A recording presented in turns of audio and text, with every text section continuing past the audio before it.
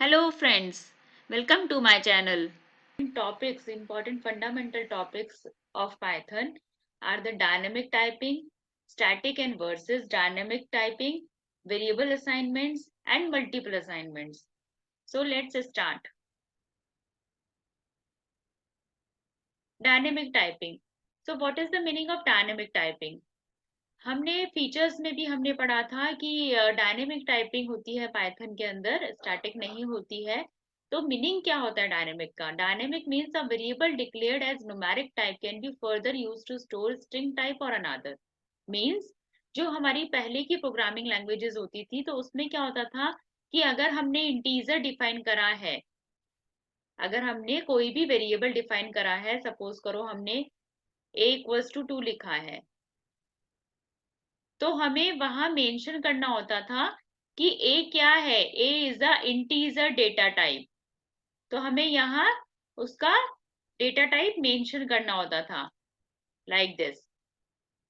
But in Python हमें ये mention करने की जरूरत नहीं होती, डिक्लेरेशन करने की जरूरत नहीं होती डेटा टाइप। वो ऑटोमेटिकली डिटेक्ट कर लेता है कि a जो वेरिएबल है वो किस डेटा टाइप का है, वो इंटीजर डेटा टाइप का है।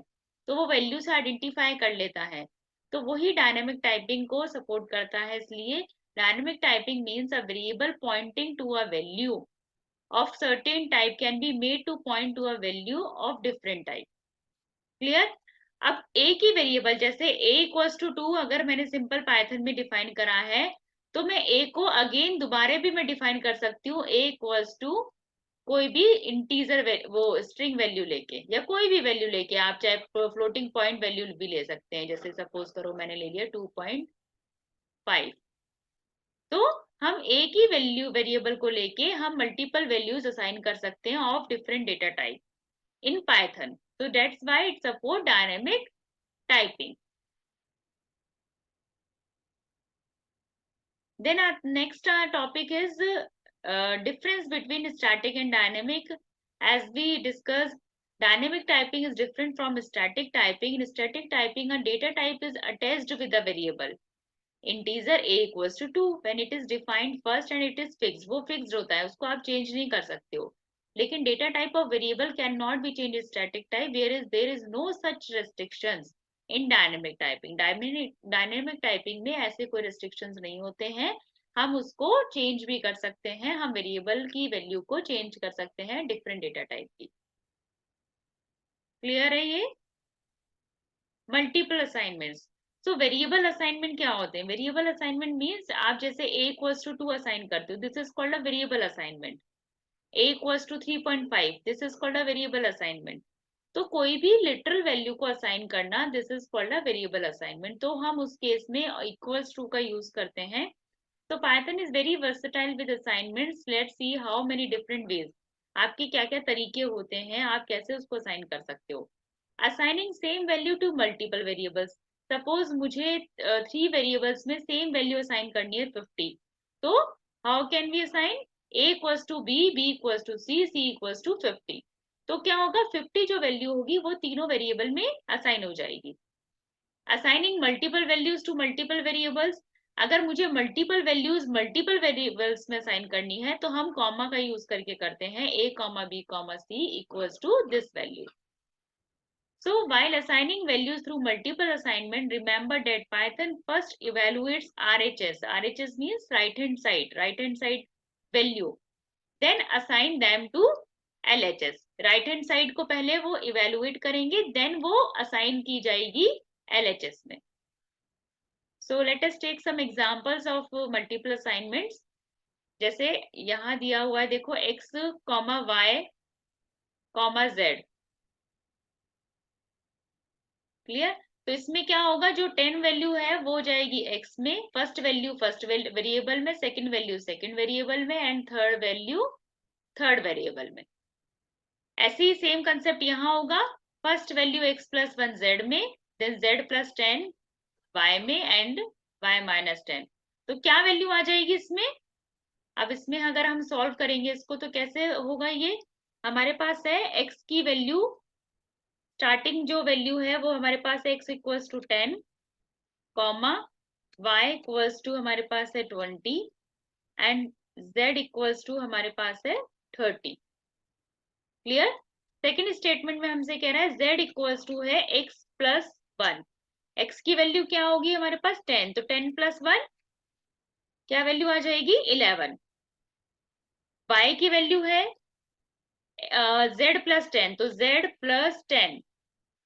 तो z की वैल्यू देखो हमारे पास अभी यहाँ 11 है, लेकिन हम इसको एग्जीक्यूट नहीं लेंगे, इसको नहीं कंसीडर करेंगे अभी, क्योंकि हमारा ये सॉल्व नहीं हुआ है पूरा स्टेटमेंट। तो जब हमारा पूरा स्टेटमेंट एग्जीक्यूट हो जाता है तब हम उसकी वैल्यू को लेते हैं। तो अभी हम z की वैल्यू क्या लेंगे 30, तो 30 प्लस 10, तो what will the output 40। And x equals to क्या दिया हुआ है y minus 10, y minus 10। So y हमारे पास क्या है,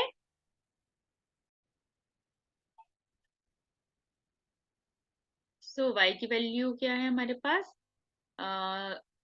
y की ये वाली वैल्यू हम लेंगे अभी, क्योंकि ये पहले एग्जीक्यूट होगा। 20 माइनस 10, तो x की वैल्यू हमारे पास क्या आ गई 10। So what will the output of x y z, x is 10, y is 40 and z is 11। It's clear? Then another example is x, y 7, 9, x की वैल्यू 7 है, 9 y की वैल्यू है। Then y, z में हमारा क्या value जा रही है, let's solve this also।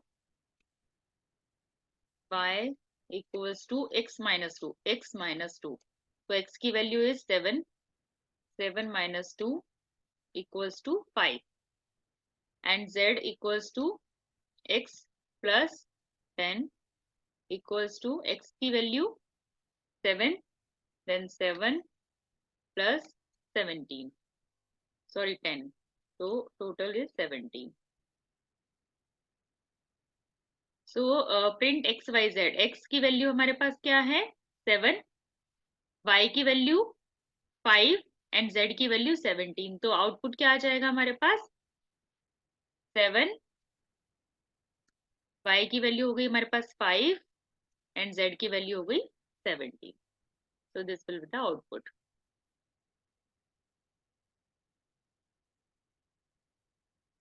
let us take another example। एक y and y 10 and 20, y की वैल्यू दो बार हम असाइन कर रहे हैं, एक बार 10 है एक बार 20 है। In above code, first it will assign 10 to y and again it assign 20 to y। So if you print the value of y, it will print 20। Clear है ये। ऐसे ही सेम आउटपुट इसका आएगा। इस तरीके के एग्जांपल दिया हुआ है, लेट्स डू प्रैक्टिकल आल्सो, जिससे कि आपको क्लियर हो जाए। तो आइडियली पे चलते हम हमारे,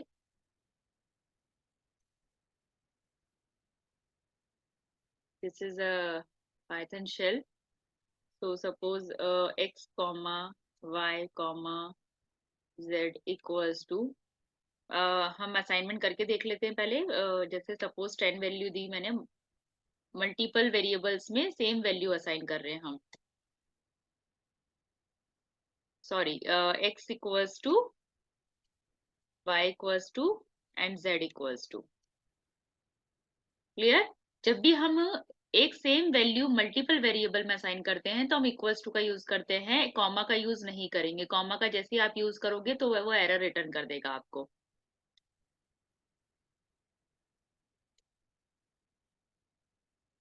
ठीक है, अब हम प्रिंट करवाते हैं, x की वैल्यू y हो गई, y की वैल्यू y हो गई एंड z की वैल्यू y हो गई। एंड अगर हमें मल्टीपल वेरिएबल में मल्टीपल वैल्यूज असाइन करनी है तो x comma y comma z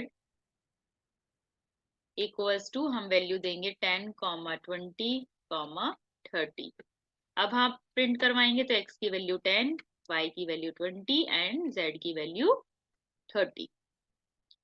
तो let us take another example. Suppose हम लेते हैं a equals to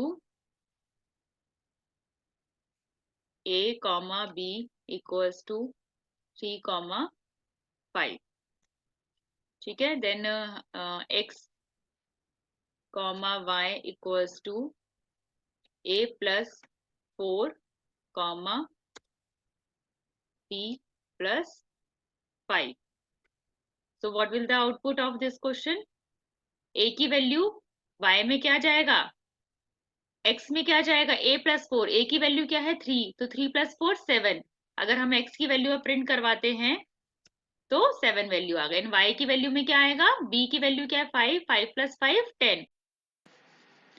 If you like my video, then please like, share and subscribe. Thank you and have a nice day.